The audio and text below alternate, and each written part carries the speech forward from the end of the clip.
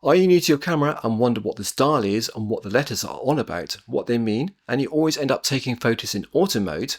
Or maybe you want to take better control of your photos. Well, you've come to the right video, because today I'm going to tell you all about the exposure modes, what they mean, the differences between them, and when to use them.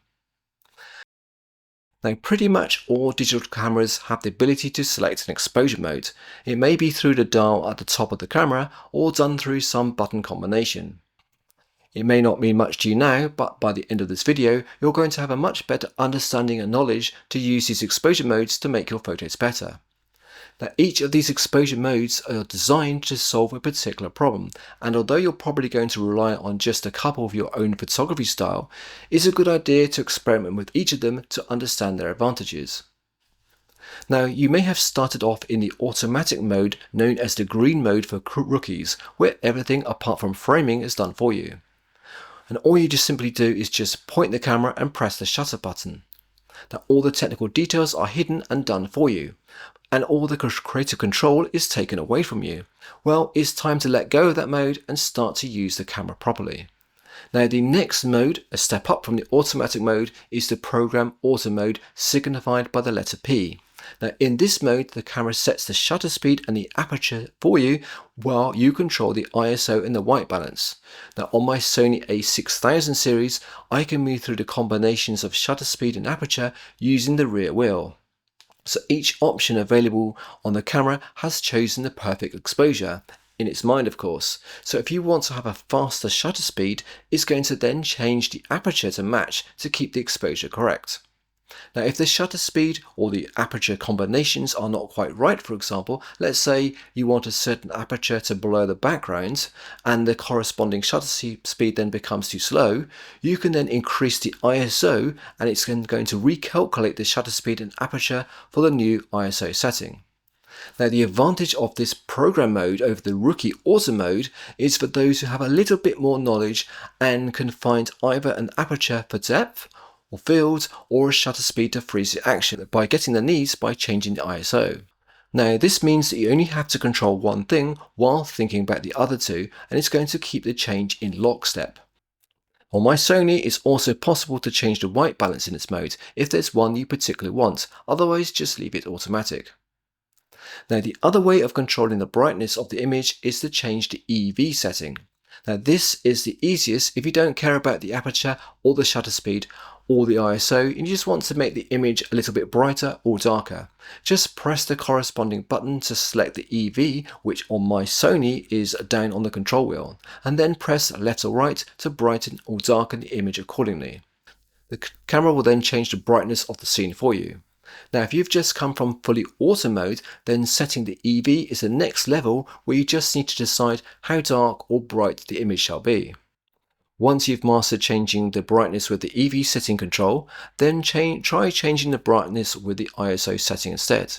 If you're ready to graduate to the next level of camera control, then the shutter priority or aperture priority modes are the next to master.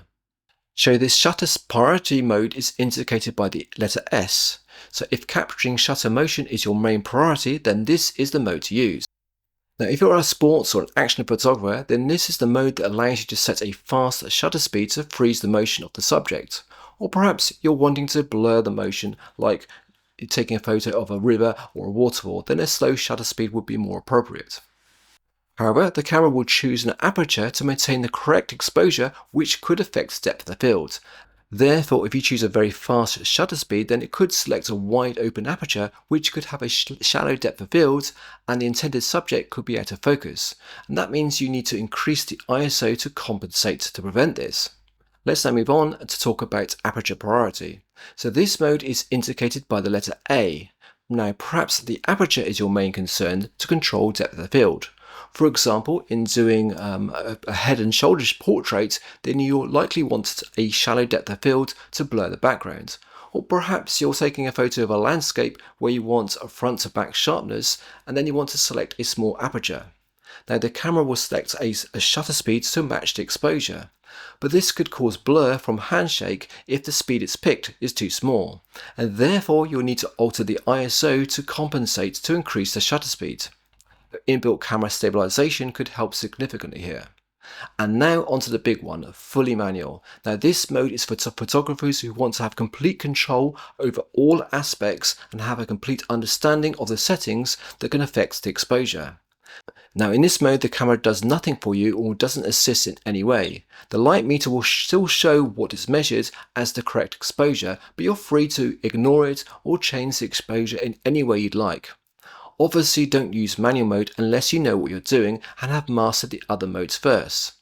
Now if you need a refresher or you would like an understanding on shutter speed, aperture and ISO for example, then I'm going to have a video dedicated to that very topic on this channel. Now there's just one more mode that I want to tell you about, and that's the bulb mode. Now this mode allows the setting for exposure where the shutter will remain open longer than 30 seconds. It's going to remain open as long as the shutter speed is pressed down and then closes when it's released. This mode is used often when taking photos at night or during low light to photograph say star trails or car headlights on a road. For this, you're definitely going to need an exposure measured in minutes, and you're going to also need to put the camera on a tripod to and then fire the shutter with a remote release.